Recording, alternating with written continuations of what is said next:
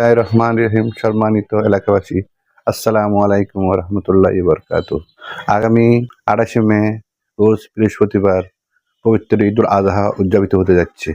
আমি বিশেষ করে বলতে চাই, কোরবানি পশু জবাই করার পরে যে বর্জ্যগুলা নির্দিষ্ট স্থানে রাখবেন, সেখান থেকে সিটি কর্পোরেশনের গাড়ি এসে থেকে নিয়ে যাবেন।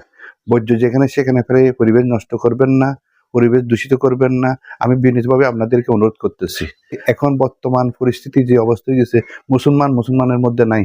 এই যে মানুষের মধ্যে যে হিংসা চলে আসছে, সবাই ভেদাভেদ ভুলে আমরা একসাথে কাজ করতে হবে মুসলমান হিসেবে। বিশেষ করে আর যারা বাড়িঘরে যাবেন, তাদেরকে আমার একটা অনুরোধ থাকবে, আপনারা শৃঙ্খলাভাবে বাড়িঘরে যাইয়া বউ বাচ্চাদের সাথে ঈদ করবেন।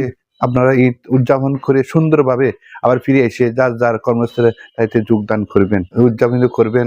আমি সবাইকে ঈদুল আজহার শুভেচ্ছা, ঈদ মোবারক।